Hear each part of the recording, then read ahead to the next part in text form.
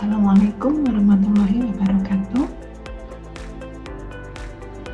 Salam sehat jiwa. Beberapa saat lagi kita akan mendengarkan video mengenai edukasi. Adapun pedoman umum yang perlu kami sampaikan di sini adalah video ini ditujukan sebagai media edukasi di bidang psikiatri atau kedokteran jiwa, sehingga tidak ditujukan sebagai pengganti hasil pemeriksaan ataupun saran expert seperti yang dilakukan di tempat pemeriksaan. Akses video ini dapat digunakan sesuai kebutuhan. Di ruang dengar ini, kami mempersilahkan untuk menggunakan headset ataupun earphone dengan volume yang disesuaikan. Perhatikan pencahayaan ruangan dan pastikan diri sendiri dalam kondisi sehat. Dukung upaya kami dalam menyebarkan edukasi di bidang kesehatan jiwa dengan cara like, subscribe, dan share video ini sebagai bentuk apresiasi. Selamat mengikuti penjelasan dalam video ini. Semoga bermanfaat. Oke, assalamualaikum warahmatullahi wabarakatuh. Jadi di sini merupakan serial dari kegiatan mata kuliah elektropsikiatri. Saya akan mempersilahkan Saudari Fahrani Yosa Pracika, mudah-mudahan saya nggak keliru manggilnya. Ternyata panggilannya Ocha, untuk mempresentasikan salah satu materi edukasi mengenai psikiatri. Oke, silahkan Mbak Ocha. Ya, baik. Saya mungkin bisa mulai share screen. Ya, jadi Assalamualaikum warahmatullahi wabarakatuh. Perkenalkan, nama saya Fahrani Yosa Pracika. Di sini saya akan menjelaskan mengenai stigma negatif masyarakat terhadap seseorang dengan kecenderungan bunuh diri. Ya, jadi kita berangkat dari kasus bunuh diri. Jadi selama beberapa tahun ini kita tahu, kita bisa lihat juga banyak di berita, di sosial media, di konten-konten media, itu banyak berita mengenai kematian seseorang maupun public figure yang meninggal dikarenakan keinginannya sendiri, yaitu melakukan tindakan bunuh diri. Nah, hal tersebut, kasus bunuh diri ini banyak diberitakan di media massa. Nah, ini tuh tidak hanya sekedar angka maupun berita yang lewat-lewat aja. Jadi kasus demi kasus bunuh diri ini sebenarnya itu merefleksikan apa yang sedang terjadi di masyarakat Indonesia maupun di dunia. Jadi di sekitar kita itu justru perlu kita lihat lagi, di lingkungan kita perlu kita lihat lagi, apakah ada sih orang yang mengalami kecenderungan bunuh diri di sekitar kita. Dan itu perlu kita perdalami lagi.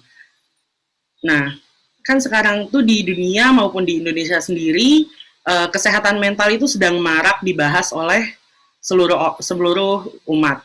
Nah, tingkat gangguan jiwa itu sedang meningkatnya pada tahap global maupun di Indonesia sendiri.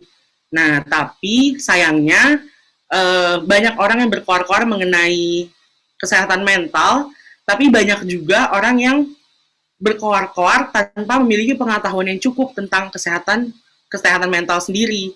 Nah, maka dari itu kita perlu memiliki pengetahuan yang cukup mengenai kesehatan mental, karena kita memang perlu untuk mengetahui dan merangkul kesehatan mental orang lain, tapi kita juga sangat perlu untuk merangkul kesehatan mental kita sendiri. Maka dari itu kita memerlukan pengetahuan yang cukup. Nah, berangkat dari depresi. Nah, depresi ini sebenarnya apa sih? Jadi depresi ini kan dicatat sebagai penyakit gangguan yang bebannya itu tertinggi nomor 2 di tahun 2020. Nah, depresi ini bisa terjadi pada siapapun. Jadi depresi ini tidak mengenal siapa dia dan dari golongan mana dia. Nah, dari depresi inilah biasanya itu sebagai pencetus awal seseorang itu melakukan bunuh diri. Nah, yang perlu kita ketahui yang harus kita garis bawahi, pemikiran bunuh diri ini dapat datang pada siapapun, seperti depresi tadi. Nah, pemikiran bunuh diri ini tuh bisa datang pada siapapun, bisa menghantui orang kaya ataupun miskin, berpendidikan tinggi maupun tidak berpendidikan, memiliki karir yang baik ataupun pengangguran, selebritis maupun fans, keluarga bangsawan ataupun rakyat awam, muda ataupun tua. Jadi bunuh diri ini melampaui segala macam latar belakang identitas dan kisah hidup. Nah, yang perlu kita garis bawahi lebih dalam lagi adalah mengenai stigma masyarakat. Yang buruknya, yang negatifnya, seringkali itu kita temukan pada lingkungan kita maupun di lingkungan sekitar ataupun di media sosial. Jadi banyak sebagian dari masyarakat itu membicarakan tentang kasus bunuh diri, tapi membicarakan tentang kasus bunuh diri itu berdasarkan asumsi pribadi, berdasarkan pendapat pribadinya. Nah, biasanya masih banyak juga masyarakat-masyarakat yang berpendapat tapi itu sangat menghakimi dan bahkan dia merendahkan. Tidak hanya merendahkan dan menghakimi, itu juga dia juga menjadikan kasus-kasus bunuh diri itu sebagai bahan lelucon. Nah, jadi seperti contoh ketika kita menemukan seseorang dengan kasus kecenderungan bunuh diri, namun masyarakat tuh alih-alih kita harusnya merespon positif, kita harusnya suportif, kita harusnya merespon baik, tapi respon yang disampaikan oleh masyarakat itu malah masih banyak juga orang yang merespon tidak baik. Jadi orang dengan kecenderungan bunuh diri itu justru malah memperkuat keinginan bunuh diri mereka.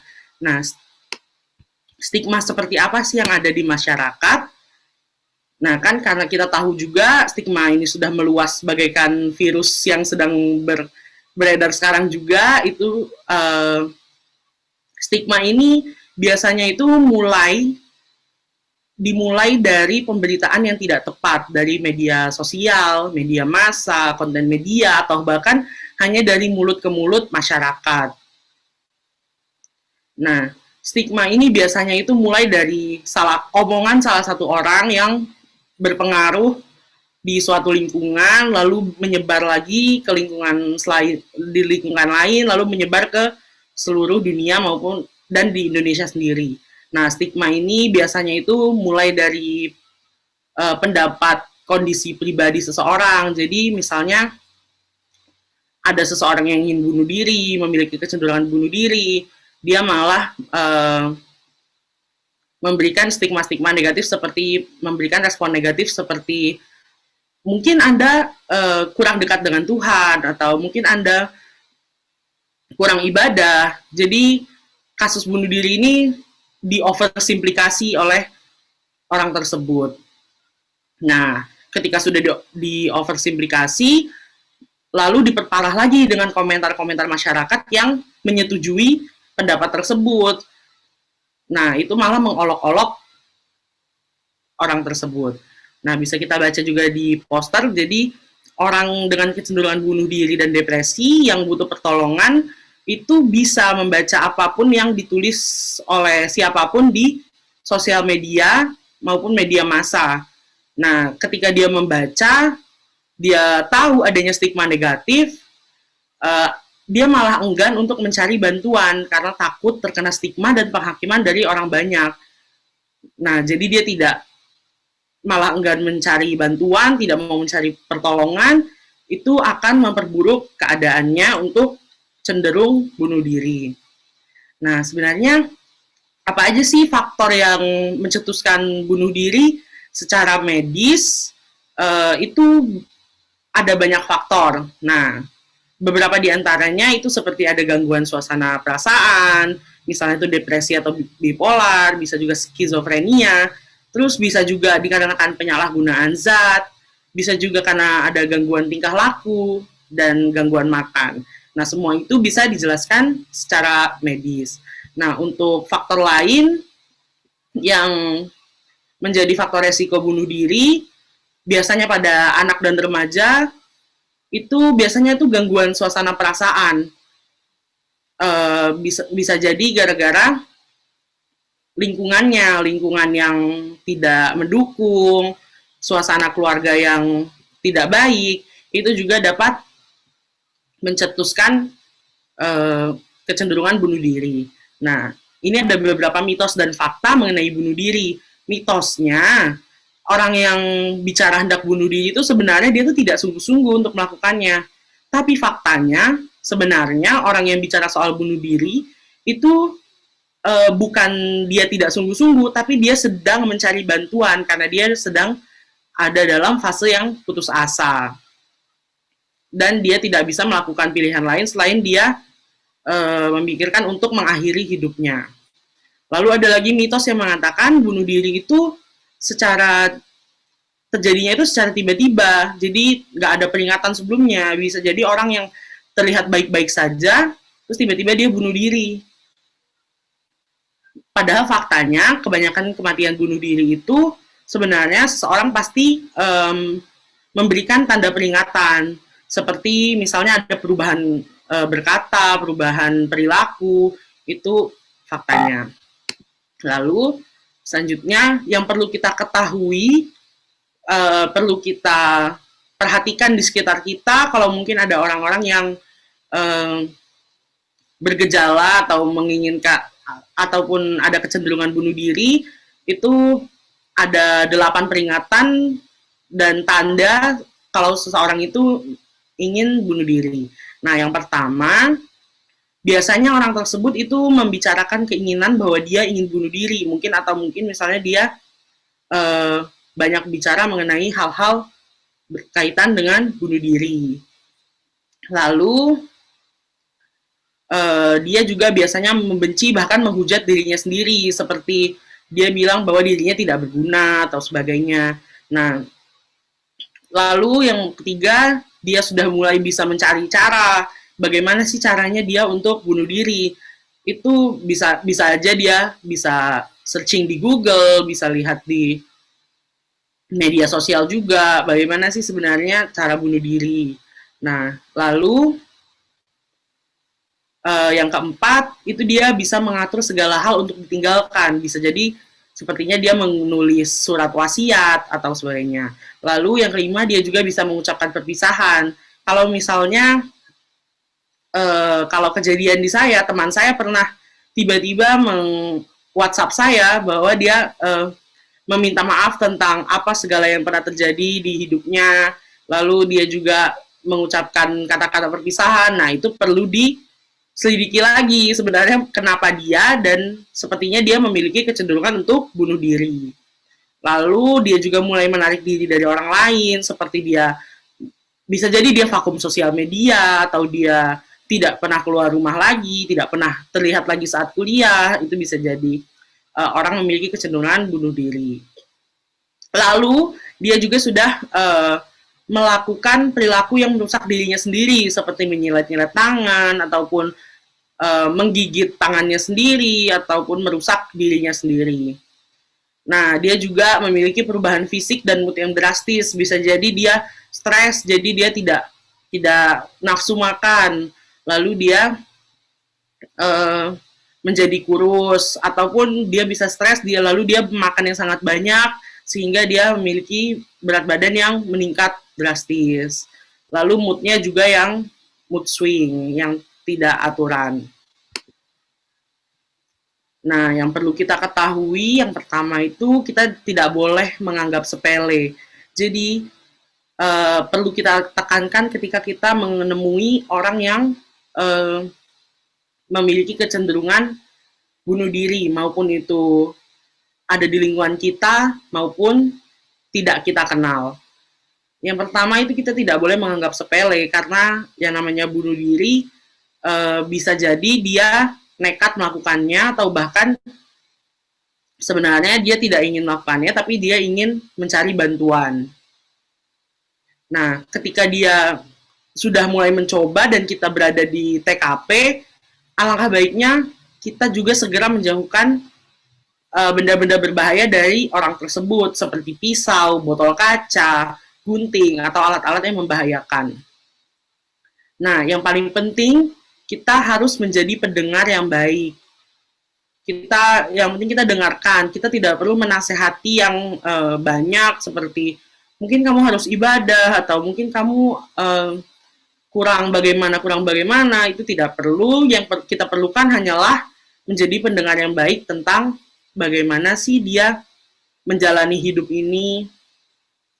Lalu kalau memang memungkinkan dan kalau memang dia sudah mulai tenang, kita boleh menyarankan dia dan menganjurkan dia untuk mengunjungi terapis atau yang profesional untuk menolong dia. Kalau dia masih denial, mungkin kita tetap menjadi pendengar yang baik dulu sampai akhirnya dia mulai menyadari yang penting kita harus menolong dia dan tidak meninggalkan dia dalam keadaan sendiri sehingga dia tidak bisa melakukan percobaan bunuh diri.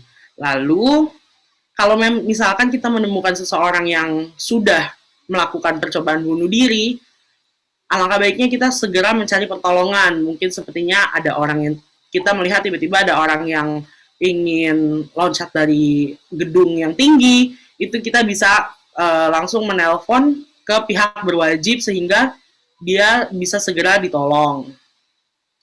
Nah, kalau misalnya kita menemukan teman ataupun orang sekitar kita yang tiba-tiba mensayat-sayat tangannya sehingga terjadi pendarahan yang sangat banyak, kita bisa segera telepon ambulan untuk meminta pertolongan.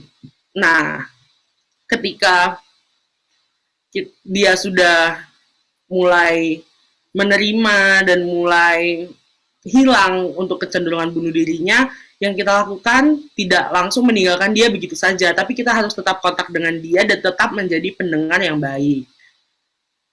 Nah, bisa kita lihat juga di poster sebelah bagaimana caranya menghadapi rekan yang memiliki kecenderungan bunuh diri. Yang kita tidak boleh lakukan, tapi masih banyak juga orang-orang lakukan, itu misalnya adalah membuat asumsi tentang keadaan rekan tersebut. Misalnya kita asumsi jelek yang seperti tadi sudah saya bilangkan, lalu kita meremehkan, terus kita menantang dia, lalu terus kita meninggalkan dia sendiri, terus kita menceramahi. Terus kita juga sebenarnya tidak boleh untuk merahasiakan keadaan dia, justru kita harus mencari bantuan. Sebenarnya apa sih yang harus kita lakukan kalau kita memiliki teman dengan ataupun seseorang dengan kecenderungan bunuh diri. Lalu kita juga tetap harus siap tentang atas segala apa yang terjadi nantinya kalau kita terlibat dengan orang tersebut. Nah, jangan sampai tiba-tiba kita menyalahkan diri sendiri juga kalau misalnya nanti terjadi apa-apa. Nah, jadi mungkin ini saya mengutip dari Susi Kak Sembayang dan teman-temannya, orang-orang dengan masalah kesehatan mental itu sering dianggap berbahaya dan kerasukan setan atau dipengaruhi ilmu hitam. Nah, padahal sebenarnya masalah kesehatan mental itu bisa dijelaskan secara medis dan bisa diobati, bahkan bisa dicegah. Terima kasih, sekian dari saya. Wassalamualaikum warahmatullahi wabarakatuh. Ya, terima kasih Mbak Ocha sudah menyampaikan tentang suicide ya, jadi bunuh diri. Memang saya sepakat, saya pun tidak menampik bahwa kasus-kasus bunuh diri, percobaan bunuh diri ini meningkat. Dan ketika kita telusuri ke belakang, itu nggak hanya kasus depresi yang menyebabkan seseorang akhirnya bunuh diri. Memang kasus depresi menduduki porsi yang cukup besar di sini. Namun tidak hanya hal itu saja, pada suatu kondisi yang stres yang bersifat akut, yang bersifat sangat berat bagi seseorang dengan kepribadian yang fragile, dengan kepribadian yang rapuh dan rentan terhadap suatu kondisi stresor, itu juga bisa memunculkan perilaku bunuh diri. Hanya memang yang kurang menyenangkan adalah apabila seseorang gagal melakukan percobaan bunuh diri yang pertama kali, maka ini akan ada kecenderungan untuk mengulang perilaku bunuh dirinya. Nah, tadi sudah disampaikan beberapa hal dengan sangat baik dan ada infografis di sana. Perilaku menyakiti diri sendiri yang tidak mengarah pada bunuh diri yang lebih kita kenal sebagai non-suicidal self-injury, sebenarnya di situ juga sudah menjadi suatu tanda. Meskipun perilaku menyakiti diri sendiri ini tidak ditujukan untuk suatu kematian, untuk suatu perilaku mengakhiri hidup, tapi di sini sudah ada suatu kondisi yang memberikan kita red flag, memberikan kita oke, ini suatu bendera merah nih orang sudah waktunya betul untuk dilakukan terapi, dan akan lebih baik itu disegerakan. Kita perlu meningkatkan insight, meningkatkan tilikan seseorang terhadap gangguan yang dialami, gangguan jiwa yang dialami. Nah, kemudian terkait judgmental tadi, ya benar. Jadi ketika memiliki teman, karena ini kan rekan-rekan masih ada di program elektif ya, mata kuliah elektif, jadi masih di usia mahasiswa. Jadi di sini ketika memiliki teman atau memiliki saudara atau keluarga yang sudah menunjukkan ciri-ciri perilaku bunuh diri yang sudah disebutkan tadi, ya akan lebih baik menahan diri terlebih dahulu untuk tidak ikut berkomentar. Ya, apalagi kebiasaan masyarakat kita tuh sekarang kan bukannya malah meredakan, tapi malah sibuk merekam pakai handphonenya, udah direkamin gitu. Ada apa ini? Telah terjadi perilaku bunuh diri. Jangan ya. Kita tidak perlu memberi ruang untuk perilaku rekam-rekam seperti itu. Kenapa? Karena suatu saat yang bersangkutan bisa saja kan melihat atau keluarganya melihat, dan akan ada rasa shame, ada rasa malu. Kenapa sih kok sampai dimasukin ke media sosial, kan malu. Ini akan memperlambat proses healingnya seseorang, proses kesembuhan mentalnya, dan justru akan menjadi suatu hal yang sangat menyakitkan. Jadi akan lebih bijaksana untuk menahan dulu, setidaknya kehadiran kita itu sudah akan sangat dirasakan berharga. Karena ketika seseorang memberikan suicidal note, ada note-note atau catatan-catatan mengenai kematian, mending aku mati aja, mending aku mengakhiri hidup, mending hidup ini akan berharga kalau aku nggak ada. Nah, ini kan suatu hal yang patognomonis ya, suatu hal yang sangat jelas yang sering muncul di dalam perilaku seseorang dengan perilaku bunuh diri ini, dan akan dari note-note itu, dari tulisan-tulisan itu sebenarnya mereka sudah butuh bantuan. Tinggal orang di sekitar itu peka atau tidak. Sayangnya, tidak semua orang mampu berempati dengan hal ini. Kalau kebiasaan itu dokumen, biarin aja, paling juga nulis-nulis aja, tapi juga nggak mati-mati. Nah, ini juga ngeselin. Ini juga ngeselin. Jadi gini, memang tidak semua orang mampu menjadi pendengar yang baik. Jadi hearing will not be the same with listening. Jadi ketika kita mendengarkan itu, kita tarafnya sampai mana sih? Sekedar mendengarkan, ya udah sih dengerin aja biar cepat. Ataukah kita mampu memberikan solusi terhadap kondisinya? Jadi memang saya memahami tidak semua orang bisa menjadi pendengar yang baik. Barangkali ketika kita mendengarkan, kita sendiri masih bersalah, kita sendiri masih punya tanggungan tertentu, kita sendiri sedang gelut dengan sesuatu yang ada di dalam mental kita, itu juga akan sangat berpengaruh. Jadi kalau memang diri sendiri cukup mampu mendengarkan, just go ahead, lakukan. Tapi kalau belum mampu, setidaknya hadir saja, kita menyadari kehadiran kita, itu sudah akan sangat membantu. Kemudian terkait rasa putus asa, itu memang iya, benar. Jadi ada kondisi yang putus asa, loneliness, kesendirian, kesepian, ini akan mendorong seseorang beresiko melakukan perilaku bunuh diri. Namun berbeda, ketika seseorang memang senang dengan kesendirian, aku tuh lebih produktif dok kalau aku sendiri. Kalau rame-rame banyak orang berisik, paling juga gibah-gibah orang. Nah, ini tentu berbeda ya, ini beda orang, beda karakter. Kemudian beberapa orang memang butuh untuk dicegah, jadi akan itu dilakukan secara tidak sadar. Alam bawah sadarnya berpikir bahwa nanti aku dihentikan orang, kok orang pasti akan apa. Namun jika yang mendengarkan sesi ini memiliki kecenderungan seperti itu, akan lebih baik mulai berperilaku yang lebih adaptif, mulai mencari apa makna hidup yang sebenarnya, dan mulai berpikir apa yang perlu dilakukan untuk saat ini, esok, dan yang akan datang. Yang sudah lalu, biarkan, kita tutup. Kita hanya perlu mempelajari apa yang sudah lewat di masa lalu. Tidak perlu lagi menghadirkan masa lalu pada masa kini dan masa yang akan datang.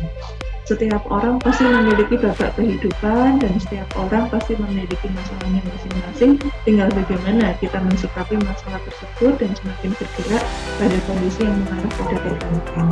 Oke, jadi saya mengucapkan terima kasih untuk Mbak Ocha sudah berbagi, sudah sharing mengenai edukasi di bidang psikiatri.